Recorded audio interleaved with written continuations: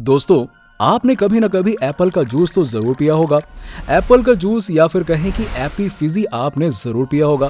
कुछ लोग तो इसे एक शरारत की तरह पीते हैं और दिखाते हैं कि जैसे वो शराब पी रहे हों। जी हाँ, इसका स्वाद भी जूस से बहुत अलग होता है। लेकिन क्या कभी आपने सोचा है कि इसको बड़ी बड़ी फैक्ट्रियों में मशीनों के बीच में कैसे बनाया जाता है और किस तरह से किया जाता है काम? तो आज इन सारी प्रोसेस को हम आपको वन बाय वन बताएंगे, तो आप हमारे इस वीडियो में बने रहिए। चलिए शुरू करते हैं। एप्पल जूस की कहानी बहुत ही लाजवाब है। स्विट्जरलैंड के एक छोटे से गांव में स्टीफेनो और लुइगी दो भाई रहा करते थे। अक्सर वो किसी खास अवसर की तलाश में रहा करते थे। दोनों भाइयों ने मिलकर अमेरिका के कैलिफोर्निया में एक छोटी सी जमीन खरीदी, जिन पर वो एप्पल की खेती करने लगे। खेती के फलस्वरूप उन्हें जो भी आमदनी हुआ करती थी, उससे उन्होंने एक छोटा सा सोडा का व्यापार प्रारंभ किया और छोटा भाई स्टीफेनो ने एप्पल पर ही विभिन्न प्रकार के प्रयोग की शुरुआत कर दी।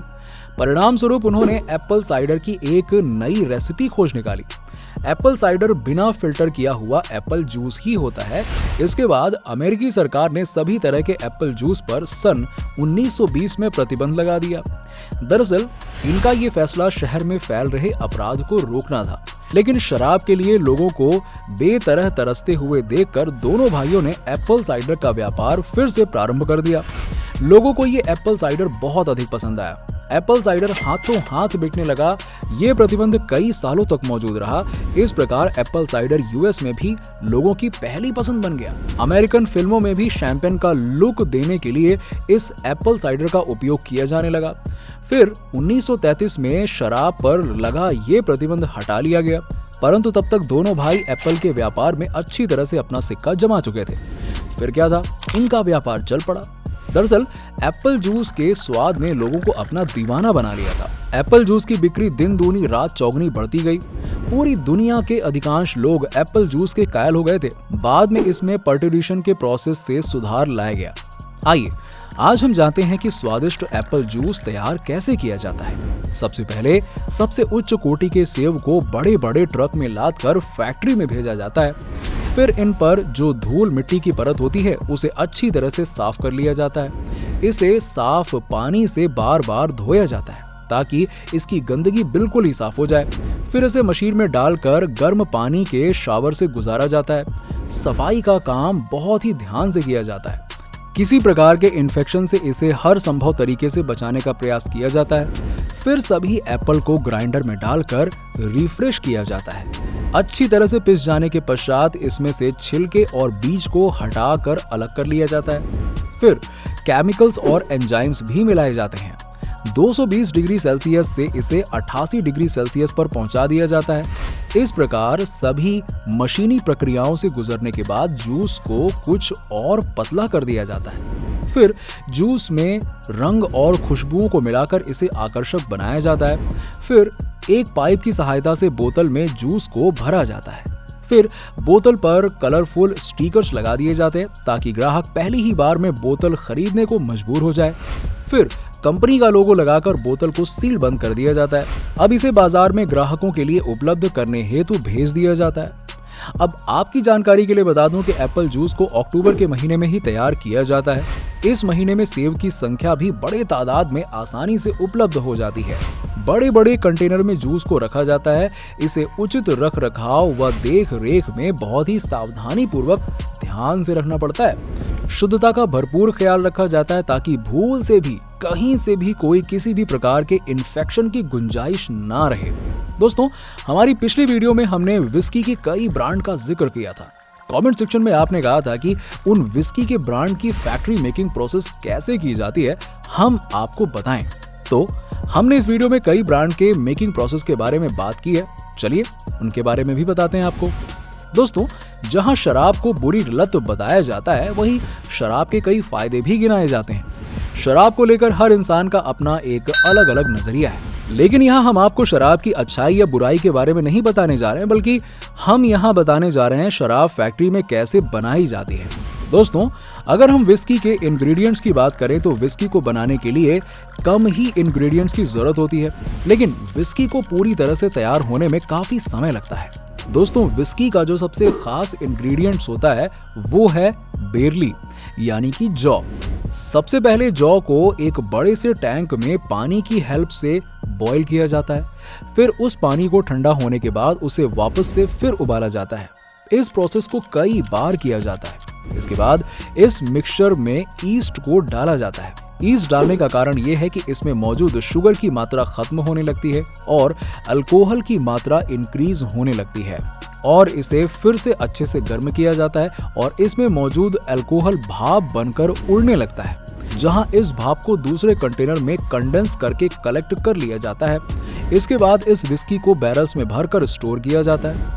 आपको एक और बात बता दें कि इन बैरल्स को अंदर से चलाया जाता है ताकि विस्की को उसका फ्लेवर और टेस्ट मिल सके। फिर विस्की से बने इन बार को गोडाउन में 3 से 4 साल तक रखा जाता है। ऐसा करने के पीछे का कारण ये है कि इससे विस्की में टेस्ट और कलर आता है।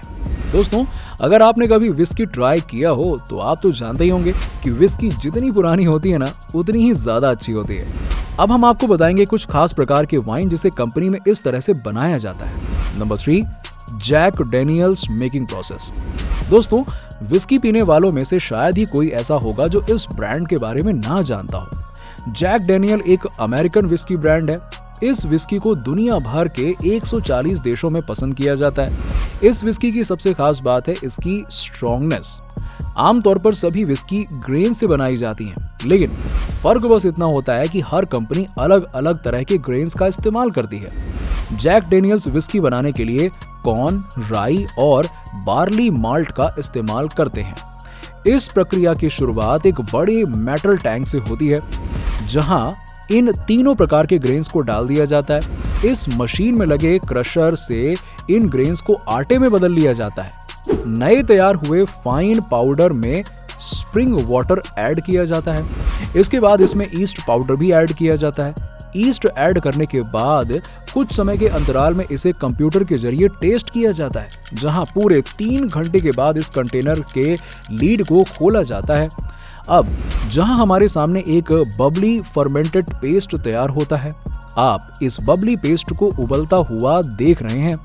ये उबाल इसमें मौजूद हीट के कारण नहीं, बल्कि इसमें मिलाए गए ईस्ट के एक्शन के कारण हो रहा है। अब बारी आती है इसमें डिस्टिलेशन प्रोसेस की। दोस्तों, इस प्रोसेस में स्टार्च और अल्कोहल को अलग किया जाता है ताकि विस्की को और भी ज्यादा नशीला बनाया जा सके। इस प्रोसेस में विस्की को इतना हीट किया जाता है कि इसमें मौजूद पानी और अल्कोहल बिल्कुल अलग अलग हो जाएं। फाइनली वेपोराइज्ड अल्कोहल को ठंडा करके दोबारा लिक्विड स्टेज में लाया जाता है, जहां इसको एक गोडाउन में कंटेनर में बंद करके गोडाउन में एक बैलेंस टेम्परेचर में रख दिया जाता है। एजिंग के बाद बनकर तैयार हो जाती है आप सबकी मनपसंद जैक डेनियल विस्की। बोतलों में भरकर मार्केट में इसे पहुंचा दिया जाता है। Number 4, Glenfiddich whisky making. दोस्तों, ये विस्की स्कॉटलैंड की एक बहुत ही मशहूर विस्की है। इस विस्की को स्कॉटलैंड के द ग्लेनफिडिच डिस्टिलरी में बनाया जाता है। इस विस्की का एकमात्र इंग्रेडिएंट्स मॉल्टेड बार्ली यानी कि जौ है। सबसे पहले ढेर सारे जौ को एक बड़े से कंटेनर में भरे पानी में डाला जाता है। इस कंटेनर में इसे 2 दिन तक शेक किया जाता है। 2 दिन बीत जाने के बाद इस कंटेनर को 64 डिग्री सेल्सियस के टेम्परेचर पर गर्म किया जाता है। अच्छी तरह गर्म हो जाने पर इस सॉल्यूशन में लिक्विड ईस्ट को मिलाया जाता है। ईस्ट मिलाने के कुछ देर बाद वर्कर एक लंबी सी ग्लास में इसका सॉल्यूशन निकालता है, जहां इस सॉल्यूशन को हाइड्रोमीटर से टेस्ट किया जाता है। इस टेस्ट में बार्ली वाटर में अल्कोहल की मात्रा को टेस्ट किया जाता है। टेस्ट में पास हो जाने के बाद सभी लिक्विड को प्रिपेयरिंग कंपार्टमेंट में भेज दिया जाता है, जहां अब इन सुराही से दिखने वाले बड़े बड़े फनल में इनको डाल दिया जाता है, जहां अब इन्हें ब्लेंडिंग के लिए ले जाया जाता है। जी हाँ, इस मशीन के हर एक पार्ट को कंप्यूटर के द्वारा कंट्रोल किया जाता है। बार्ली वाटर में अल्कोहल की मात्रा को बढ़ाने के लिए लिक्विड फ्लेवर ऐड किया जाता है, जो कि विस्की को एक शानदार टेस्ट देता है। उसके बाद विस्की को छोटे छोटे कंटेनर में भरकर एजिंग गोडाउन में रख दिया जाता है, जहां इन्हें 3 से 18 सालों तक रखा जाता है। ऐसा करने से वाइन का टेस्ट और अरोमा कई गुना तक बढ़ जाता है। काफी समय तक एजिंग करने के बाद इन्हें कंटेनर से निकालकर पैकेजिंग के लिए बोतलों में भर दिया जाता है। दोस्तों, एजड विस्की की कीमत काफी ज्यादा होती है। अगर हम इस विस्की की कीमत के बारे में बात करें तो इस विस्की की कीमत तकरीबन 5,000 रुपए है।